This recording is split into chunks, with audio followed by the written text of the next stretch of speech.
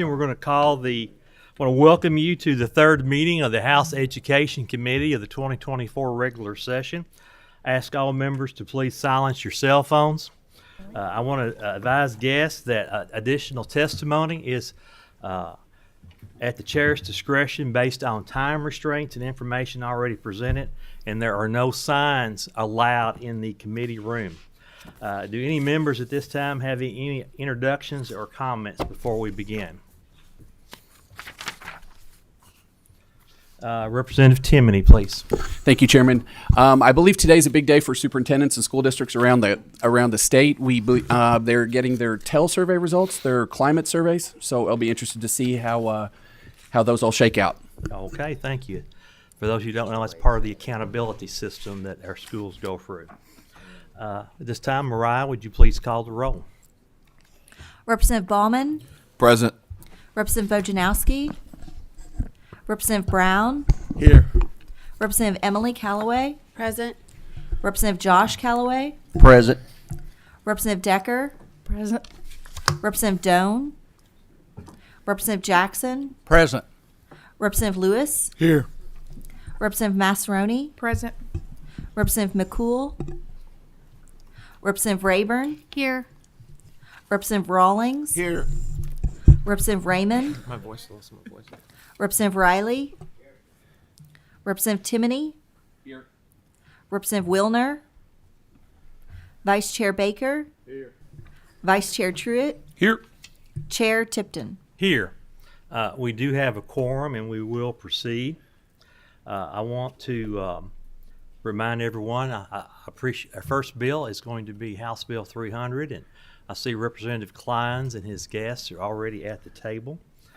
Just as a reminder, in the Education Committee, we do administer the oath to everyone who testifies.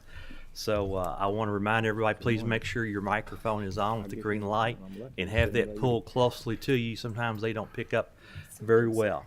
So at this time, would you, Representative Kleins, would you and your guests introduce yourself for the record, and then I will administer the oath. Good morning, and thank you, Mr. Chairman. I'm Representative Mike Kleins from District 68. I'm Randy Poe, Executive Director of the Northern Kentucky Education Council. Please raise your right hand. Do you swear or affirm that the testimony you're about to give is the truth, the whole truth, and nothing but the truth, so help you God? Yes, sir. Okay, well, please proceed. So today we're here to discuss House Bill 300. It is titled An Act That Supports the Profession of Education. Originally, it was titled The Act That Supports Educators, but when vetting my bill with the superintendent, she stated, this is broader than the word educators. It's about the entire education profession. House Bill 300 specifically addresses KRS 161.120, disciplinary actions relating to certificates and appeals, which was last amended in July of 2000. This statute and its regulations guide the Education Professional Standards Board, EPSB, which issues, renews, suspends, and revokes Kentucky certificates for professional school personnel. Some background: a constituent who is also a teacher shared his experiences with EPSB. I also am an EPSB certificate holder. I have two, one for teaching and one for instructional leadership. So I got involved. It sparked a series of meetings and discussions with parents and teachers, EPSB, the Department of Education, superintendents, the Kentucky Education Association, and the Kentucky Association of School Superintendents. Unless you were the KDE or EPSB, all were supportive, and there was a common theme in all these discussions regardless of who you were or how you were involved in this process. And that one common theme is this: it takes an indefinitely long period for educators to have complaints against them investigated and completed. A teacher described it, it's like a plane that circles and never lands, and it's a horrible place to be. Motion on the bill.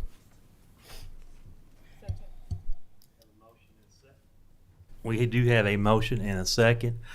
We do have additional testimony that's going to be presented by EPSB. You're welcome to continue, Representative Kleins, or you can stop. That's up to you. I'm going to say just a couple more lines, and if you would allow me, Mr. Chair, to let my guest speak. Absolutely.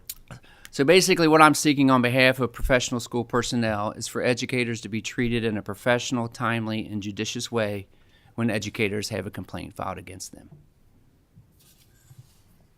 Dr. Poe.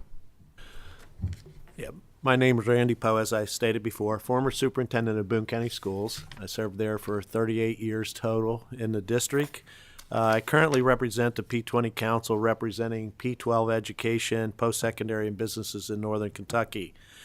I also serve on the Kentucky Board of Education, but I want to state for the record that I'm not here today in any realm as a Kentucky Board of Education member. My testimony today also predates some of the current leaders of EPSB. They inherited a broken system that needs tweaks. As a former superintendent and representing other superintendents today still, there are many times that I and others waited endlessly for a decision by the Educational Professional Standards Board to make a decision in our final hearing process. The problems encountered as a superintendent are very numerous, and I won't go into many of those details unless asked. But an example, it's still unclear today, even in 2024, if an action might affect a certification of a teacher, it must be reported. Any reason for a hearing can warrant an action against a certificate removal, and you would not have a hearing unless there's an action. Therein lies part of the problem in the backlog. So you get an overloaded system that takes months and sometimes years for a decision to be made on a case. In the meantime, teachers and administrators' decisions are put on hold and the children suffer for not having that quality teacher in the classroom if it's pending false legislation or false accusations against them. This also puts teachers and administrators' lives waiting in the balance. We must create a system of fairness, and this bill brings fairness to a process of a teacher and administrator so that they can make a timely decision. If the system and processes currently do not provide for a fair and adequate resolution in a timely fashion, as any one of us would expect if we were under that investigation, we then need to change the process, or otherwise we continue to perpetuate the myth that we're doing a good job. It's unfair for a teacher to be held hostage to a process, and it's also unfair to an administrator who's trying to make a final decision in a hiring process. Therefore, we need an appropriate process with timely interventions to make sure that it's fair for everyone. This addition brings forth that process that Rep. Klein is asking for. Thank you. We do have some members with questions. First, I have Representative Decker. Yes, thank you, Mr. Chairman, and thank you, Mr. Kleins, or Representative, for bringing this bill. I think what you're actually talking about here is due process. Correct. So under the principles our country was founded upon, every legal proceeding that affect legal rights must have due process. That is the process due to ensure fairness and to protect the rights. And I think that's what you're talking about. Is that correct? That is correct, and done in a very timely, professional, and judicious manner. Yeah. Thank you. Okay, I don't see any other questions from members at this time. Oh, yes. How could I was a little surprised that I didn't see you on the list. Representative Bojanowski. Thank you. I completely agree with the intent of this bill. This is not my area of expertise, so pardon me while I ask some questions and maybe reflect on other concerns. So, explain to me the filing in Franklin Circuit Court versus the circuit court in the county where the teacher lives. Okay, so the statute as is says that the teacher can only file in the Franklin County Circuit Court. We've put in addition, they have now the option to also file it in their home county circuit court. Okay, if I may. Proceed. So if we tighten up these timelines, do you know if EPSB has the capacity to do what they're doing in the tighter timelines? I can't speak to their capacity, no. Thank you. Representative Wilner. Thank you, Mr. Chairman. Thank you for the bill. I really do want to thank you for this. I wish we got this for every bill. It was so well done, and here's what's in statute, and here's what would change. So, thank you for that. It was very helpful. One of the questions I have is about frivolous complaints filed against teachers, and if this, because we know that they are can be a target in some ways, and obviously if there's a legitimate complaint, want for things to speed along and for people not to be held in limbo in a way that's got to be very disruptive. But how would something that seems to be some sort of targeted, maybe personality conflict or philosophical difference of what schools do, how would those kind of complaints be handled, and could there be any risk here? Well, first of all, this timeline is not for the egregious acts, the criminal acts. This is for some of the situations where teachers are put in very compromising positions in this day and age, whether it's restraining a student from running out of his or her classroom, whether it's breaking up a fight, whether it's taking away a phone. We have some really classroom behavior management issues that teachers in 2023 and 2024 are dealing with that maybe they didn't have to deal with in 2000. So this would be for those situations where the teacher, I would say, like, no good deed goes unpunished. And now they're in a situation that took 2 minutes, and their career and their livelihood could be in question. So my goal for this was to handle those as quickly as possible, to where maybe EPSB just deferred to the decision at the local level, or maybe didn't even open the case, or after 60 days basically did not act on it at all, and it would just be sunsetted or dismissed. Okay, thank you.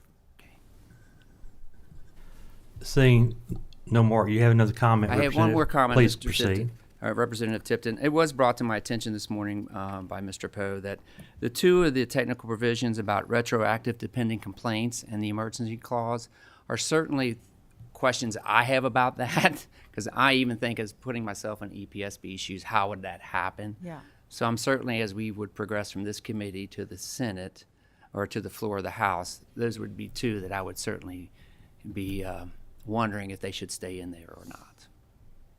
Did you have anything you'd like to add? I'd just like to add that, thank you for the opportunity to speak. I think we have to bring fairness to a process. And being on both sides of that, I've been a target of both sides of those things. And when you have to wait 2 years for a decision, it's too long, okay, in people's lives. And as you would wait in a court of law or anywhere else, that's a weighing effect. So we need to shore up our timelines. And to the capacity question, they probably don't have the capacity for all the cases they have today. That's why I think that we have to look at the law. It hasn't been revised for a long time, and revise what needs to be reported and get specifics on that, because right now, as a superintendent, if you don't report, it's going to come back against your certificate that you didn't report. So we have to have clear guidelines, because we do report things that should not be reported, but they're mandated to be reported. So that needs to be revised. All right. Seeing no more questions from members, would the representatives from the Education Professional Standards Board please come forward? They asked for the opportunity to testify on House Bill 300 this morning.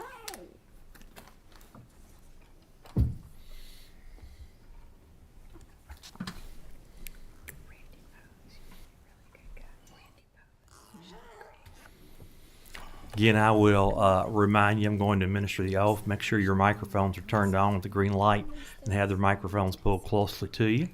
Please identify yourself for the record. Good morning, Chair Tipton, members of the committee. I'm Todd Allen, General Counsel for the Department of Education, and work with the Education Professional Standards Board. Good morning, Cassie. Every time. Good morning, Cassie Trueblood, attorney for the Education Professional Standards Board and the Office of Educator Licensure and Effectiveness. Good morning, everyone. Byron Darnell, Associate Commissioner for the Office of Educator Licensure and Effectiveness, that also houses the Educational Professional Standards Please raise Board. your, I'm sorry. Oh, sorry. Byron Darnell, Associate Commissioner for the Office of Educator Licensure and Effectiveness, that also houses the Educational Professional Standards Board. Okay, please raise your right hand. Do you swear or affirm that the testimony you're about to give is the truth, the whole truth, and nothing but the truth, so help you God? I do. Please proceed. Well, thank you again, Chair Tipton, for allowing us the opportunity to speak this morning. We'll be rather brief. Our intent is just to bring to the attention of the committee a few potential unintended consequences of the bill. Those have already been alluded to, I think, earlier in the testimony. I'll turn it over to Ms. Trueblood, and she'll provide some additional detail. Again, thank you, Chair Tipton, members of the committee. Last week, this committee heard testimony about the accountability for teacher misconduct, and we know that the committee is committed to protecting students from educator misconduct, but House Bill 300 fails to take some steps that are necessary to do so. The EPSB has already promulgated Administrative Regulation 16 KAR 1030, as well as the procedures relating to EPSB action on an educator's certification, both of which were developed after extensive stakeholder review and input.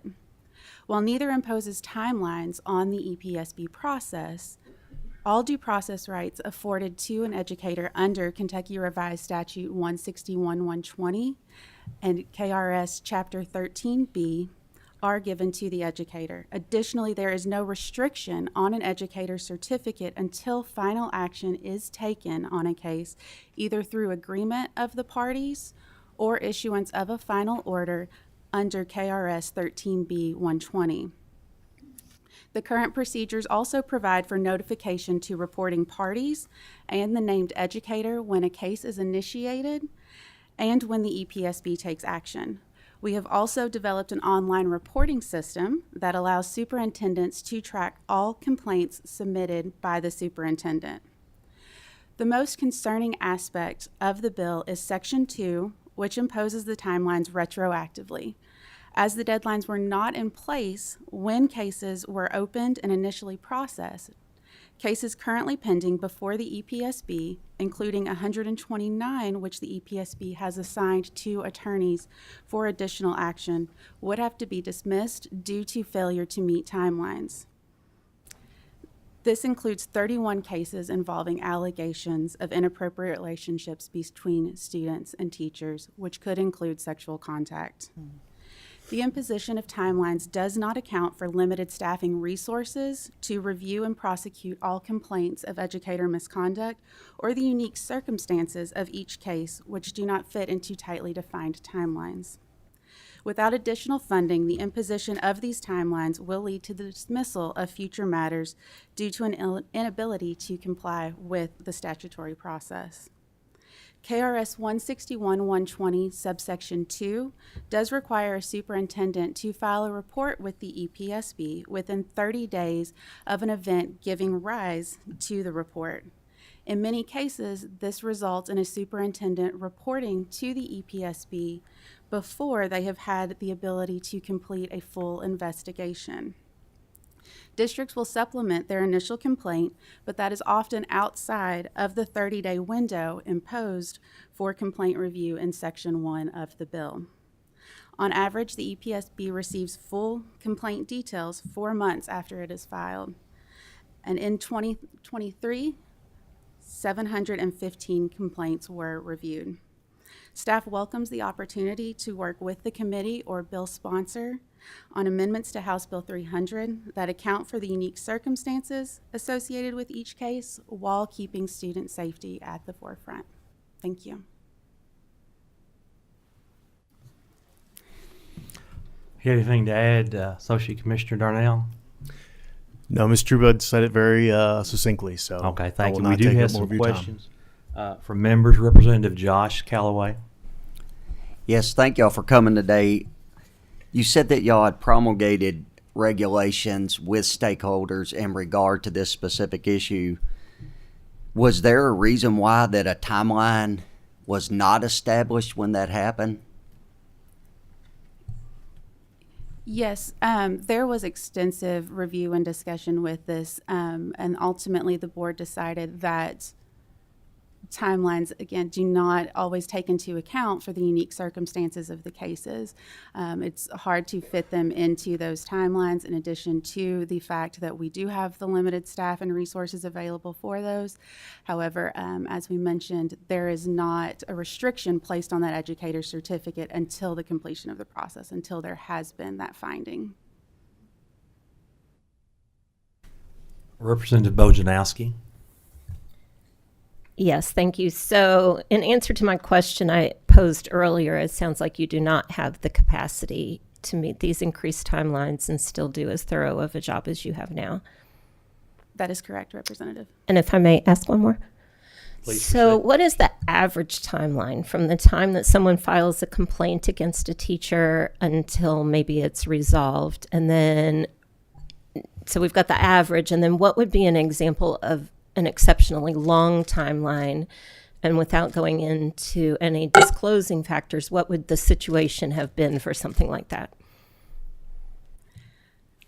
So we did try to pull the numbers on an average timeline for the case. Unfortunately, I'm not able to provide that today. Our system did not have that readily available. With an outlying case, there can be many reasons that it is taking an extraordinary amount of time. As we mentioned, many of the reports come to us from districts, and districts will face issues when they are reviewing complaints, whether that is uncooperative witnesses, any number of issues. And so a district is then having to complete their investigation. They are reporting that to us.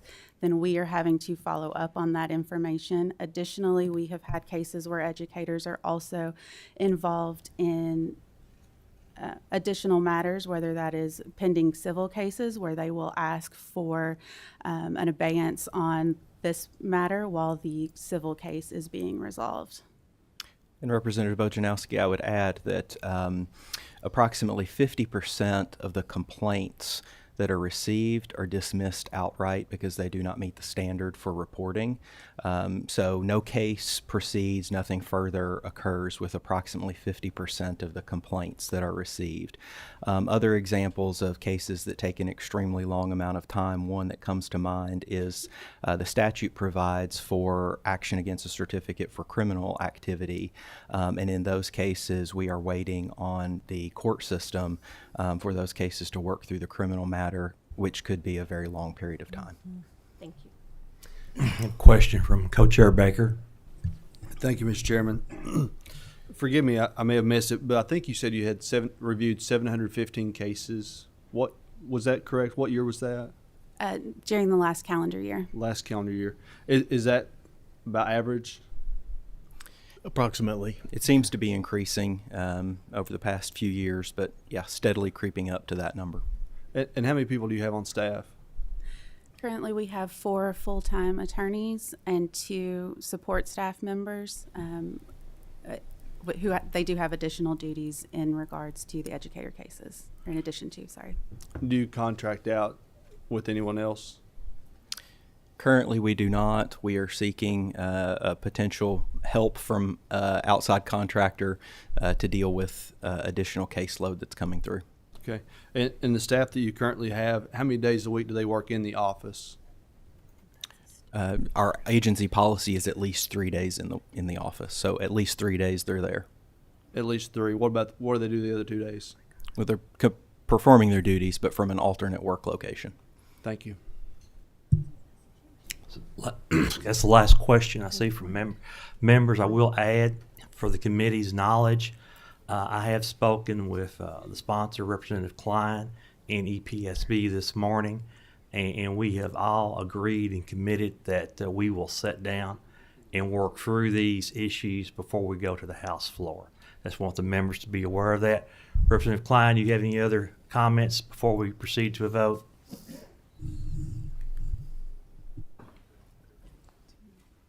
Okay. We have a motion and a second on the floor for passage of House Bill 300. Mariah, call the roll. Representative Baker? Yes. Representative Ballman? Yes. Representative Bojanowski? Pass. May I explain the vote? Proceed. I look forward to supporting this legislation. I am also looking forward to what kind of changes are coming in the future. Thank you. Representative Brown, Yes, explain my vote, Mr. Chairman. Please proceed. I'm concerned about Section 3 of this bill, and it's specifically talking about the due process rights of teachers is critical to the attainment of educators in the Commonwealth. I think we already have a problem, and I would like to see this tightened up and get more information. So I pass at this time. Okay. That was a pass vote. Proceed. Representative Emily Callaway, Yes. Representative Josh Callaway, Yes. Representative Decker, Yes. Representative Doan, Representative Jackson, Yes. Representative Lewis, Yes. Representative Massaroni, Yes. Representative McCool, Representative Rayburn, Yes. Representative Rawlings, Yes. Representative Raymond, May I explain my pass vote? Please proceed. It sounds like everybody involved has the same goals, and we're going to work together to get it in tip-top shape. May I suggest that before we bring something to committee, we go ahead and make those compromises and get stuff in tip-top shape. Thank you. Representative Riley, yes.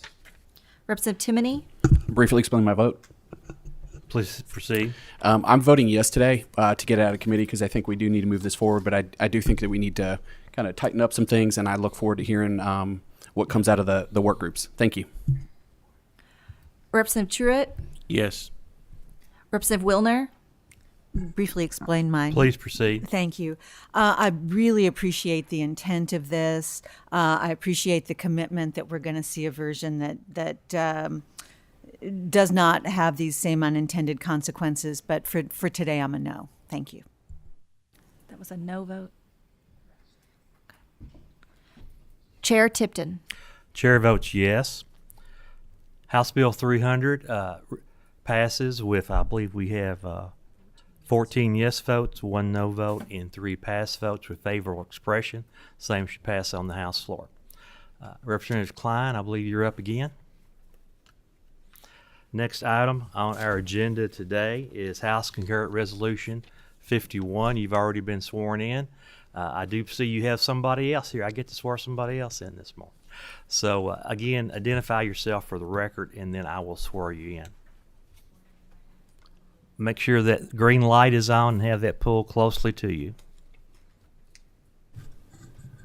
Thank you again, Mr. Chairman. I'm Representative Mike Kleins, District 68. I'd like to also recognize, if he's here, is my co-sponsor? He's not here. Okay, thank you. Go ahead, Haley. Good morning. My name is Haley Newman, and I am a proud autism mom. Please raise your right hand. Do you swear or affirm the testimony you're about to give is the truth, the whole truth, and nothing but the truth, so help you God? I do. Yes. Okay, please proceed, Representative Klein. All right. Thank you, Chair Tipton. So I wanted to briefly explain how we got here. So I was the superintendent of schools for the Diocese of Covington. This is pre-COVID. I had an idea or a vision to take one of our 28 elementary schools and repurpose one of our elementary schools into a transitional school for the autistic. And after the child was screened at 3 or 4 years of age, would come to our school, and our ultimate goal was to get them ready to be mainstreamed into public or private education. For various reasons, COVID being one of them, that plan was shelved. I then wanted to, in my district of District 68, to create a private school for the autistic for the same reasons. And due to some other reasons, that was shelved. And then I would call it somewhat providential. Haley emailed me about her son Shaw, and Shaw is here today with his father Josh and his proud grandparents. And we had coffee, and to me, what Haley did is rekindled the spirit of mine to do something for children with autism spectrum disorder. So I took it off the shelf and I brought it to Frankfort. And months later, here we are today. Some statistics. So in 2023, 1 in 36 8-year-old children have been identified with autism spectrum disorder, ASD. In general, Kentucky is the 5th least supportive state for raising a child with autism. Other research claims that Kentucky has the 2nd highest resource load in the country regarding autistic individuals behind only West Virginia, and that is by the National Library of Medicine. The other one I quoted was from the Autism Parent magazine. Motion on the resolution. We have a motion and a second. Representative Klein, you can certainly proceed, and we certainly want to hear from your guest. Thank you. I do want to give a couple shout outs to some organizations. I want to say in April of 2016, Senate Bill 185 was signed into law, and it authorized the creation of an advisory council of autism spectrum disorder. It's now named the Kentucky Advisory Council on Autism. It is housed in both the University of Kentucky and the University of Louisville. I also want to say something about the Kelly Autism Program doing wonderful work at the Western Kentucky University. And it's been 8 years since Senate Bill 185, and I'm confident that the Autism of Education Task Force is the next logical step to take.